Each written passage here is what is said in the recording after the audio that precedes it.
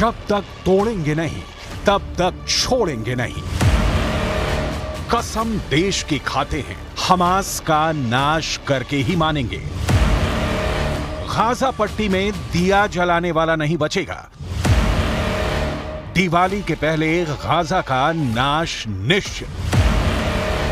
41 kilometre में 41,000 बम बरसाएगा Israel.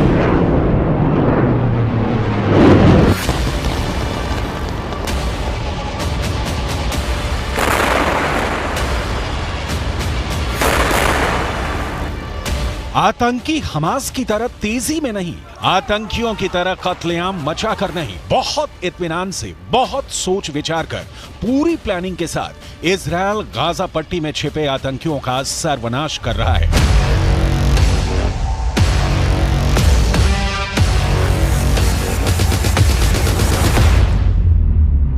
इस सर्वनाश की स्क्रिप्ट इजराइल के 5 टॉप लीडर्स ने लिखी है। इन 5 चेहरों ने हमास के अंतिम आतंकी के जिंदा रहने तक हमले की डिटेल रिपोर्ट तैयार की है। लिहाजा गाजा को मिट्टी में मिला देने वाले हमले से इतर आज 5 चेहरों की डिटेल आपको दिखाते हैं। इजराइल की हिफाजत की जिम्मेदारी इन्हीं 5 कंधों पर है, जो सीधे प्रधानमंत्री बेंजामिन नेतन्याहू को रिपोर्ट करते हैं, जिनके एक आदेश पर इजराइल से गिरी मिसाइल हमास के अस्तित्व को मिटा रही है।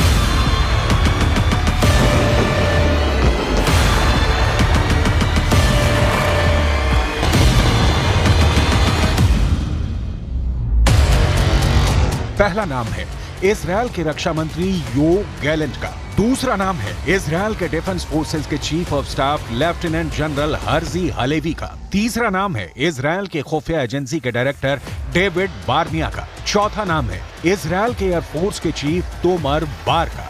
और 5वां नाम है विपक्षी दल के नेता बेनी गैंट्स का, जिन्होंने वर्तमान सरकार के साथ सारे मतभेद भुलाकर युद्ध कैबिनेट का गठन किया है। रणनीति, कूटनीति, हमला और उसका तरीका, इजराइल के इन 5 शहरों पर ही टिकी है हमास के विनाश की संपूर्ण कहानी।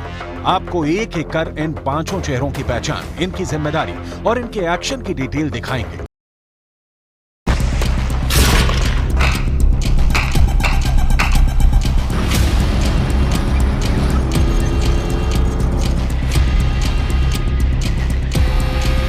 सबसे पहले इजराइल के रक्षा मंत्री के निर्णायक शब्द सुनिए और हमास के अंधकार में भविष्य की तस्वीर की कल्पना कीजिए, क्योंकि इजराइल के रक्षा मंत्री ने हमास को जमीन के 20 फुट अंदर दफना देने का हलफ उठाया है।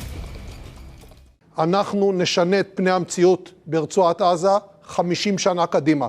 מה שהיה הוא לא מה שיהיה. אנחנו נפעל במלוא העוצמה.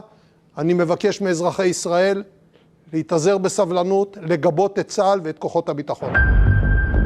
योव गैलेंट पिछले साल यानी 2022 से इजराइल के रक्षा मंत्री हैं। इससे पहले योव गैलेंट आर्मी में इजराइल के दक्षिणी कमांड के हेड थे। आर्मी बैकग्राउंड होने के कारण योव गैलेंट का काम और आसान हो जाता है। हमास के आतंकियों की टेक्निक और उनके हमले की क्षमता से इजराइल के रक्षा मंत्री परिचित हैं। इसलिए इनकी रणनीति जमीन पर कारगर दिख रही है। इजराइल के रक्षा मंत्री के साथ कंधे से कंधा मिलाकर काम करने वाले हैं इजराइल का इस वक्त दूसरा सबसे अहम चेहरा, आर्मी चीफ का Herzi Halevi. Israel defence force यानी IDF के चीफ हैं। हालेवी इसी साल जनवरी में आर्मी चीफ बने हैं। इससे पहले हालेवी भी रक्षा मंत्री की तरह इजराइल के दक्षिणी कमांड के इंटेलिजेंस चीफ थे। על המתקפה המתועבת הזו החליט יחיא סינואר, הריבון ברצועת עזה, ולכן הוא וכל המערכת שתחתיו הם בני מוות. אנחנו נתקוף אותם, אנחנו נפרק אותם, נפרק את המערכת שלהם. योव गैलेंट हर्जी हालेवी के साथ हमास के खात्मे की स्क्रिप्ट जिसने तैयार की है, उसका नाम है डेविड बार्निया।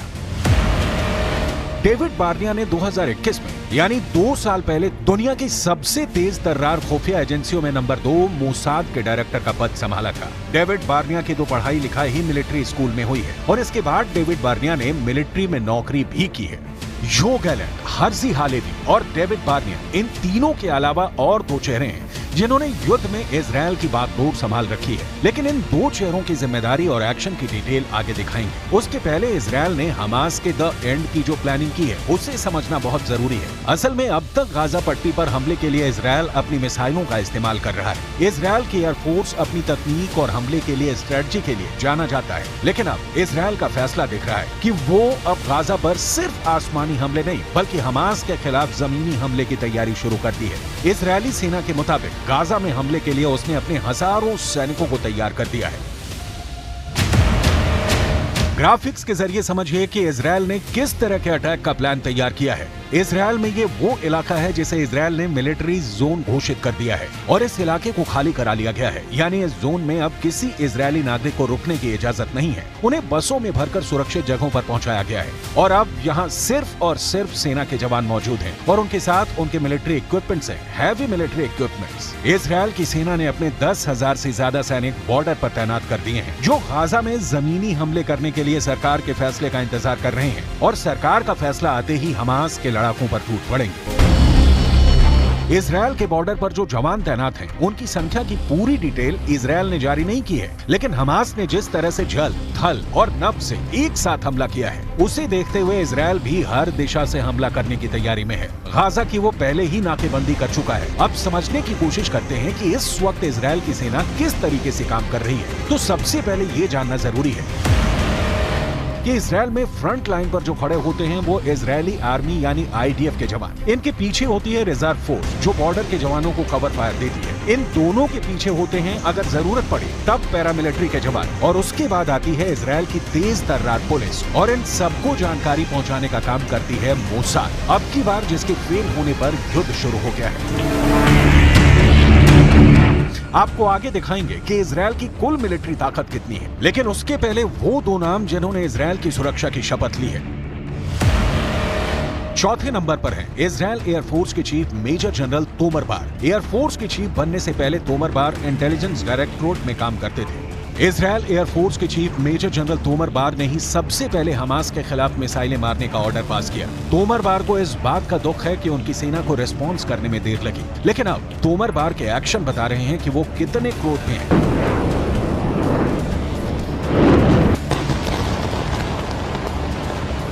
इजरायल की आर्मी, खुफिया एजेंसी, वायुसेना सब ऑपरेशन स्वार्ड्स ऑफ आयरन में। अर्जुन को सिर्फ मछली की आंख दिख रही थी और इजरायल को इस वक्त हमास का संपूर्ण विनाश दिख रहा है। इस काम में देश के बॉर्डर पर नहीं, सियासत के कटघरे में प्रधानमंत्री बेंजामिन नेतन्याहू को खड़ा करने वाले विपक्षी नेता बेनी गांट्ज ने वक्त पर मिसाल वाली एकजुटता दिखाई है। बेनी गांट्ज पहले इजरायल के रक्षा मंत्री रह चुके हैं। बेनी गांट्ज इजरायल के डिफेंस फोर्स के चीफ ऑफ स्टाफ भी रह चुके हैं। मतलब इजरायल में इस वक्त आर्मी सुपर एक्टिव है, सिर्फ बॉर्डर पर खड़े जवान की तरह नहीं, उनके वर्तमान कमांडर की भूमिका में भी और पूर्व कमांडर की भूमिका में भी, जो इस वक्त वॉर रूम में बैठे हैं।